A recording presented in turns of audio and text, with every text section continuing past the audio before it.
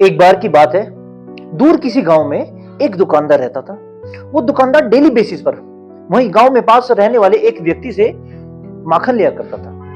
माखन लेते हुए एक बड़ा लंबा समय उसे हो चुका था। एक दिन दुकानदार ने वैसे ही सोचा कि कहीं ऐसा तो नहीं है ये व्यक्ति मुझे ठग रहा है, क्यों ना मैं इस माखन का कल को वजन कर लूं। और वास्तव में कई बार जो मन में आता है और वही हुआ। वो व्यक्ति दुकानदार को कल माखन दे के गया और जब दुकानदार ने उसका वजन किया तो पूरा 100 ग्राम वजन कम मिला और माखन का कुल मिलाकर के वजन था 900 ग्राम। माखन का वजन कम पाकर दुकानदार गुस्से से तिलमिला उठा और उसने गांव की पंचायत के नोटिस में सारी बातें डाली।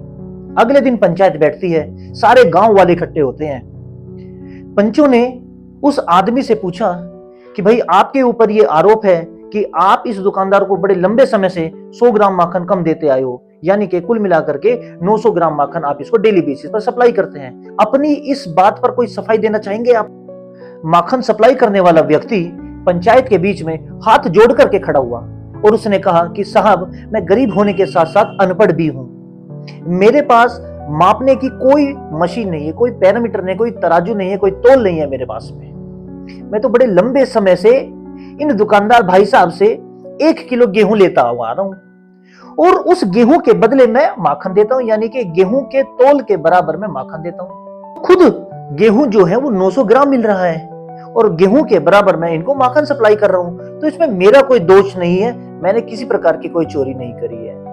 तुरंत ही पंचों की नजर उस दुकानदार पर जाती है और अब सवालों के घेरे में खड़ा था वो दुकानदार। अब उससे पूछा जाता है कि आपने ऐसा क्यों कहा, और अंत में दुकानदार दोषी पाया जाता है और उसको सजा मिलती है। इस कहानी से क्या सीख मिलती है साथियों, कि आप जैसा बोओगे ऐसा ही काटते हो। तो जैसा बोओगे ऐसा काटोगे और जैसा काटोगे वैसा बांटोगे। बांटोगे मतलब आपकी आने वाली जो जनरेशन है, आपकी जो करंट घर में जो जनरेशन है, जो पीढ़ी है, वो भी ऐसे ही सीखती है। ये सब कर्मों का फल होता है। आदमी अगर बुरे कर्म करता है 1 दिन 2 दिन 4 दिन 10 दिन 1 महीना बच सकता है, लेकिन अंत में बुरे कर्मों का जो फल है वो बुरा ही होता है।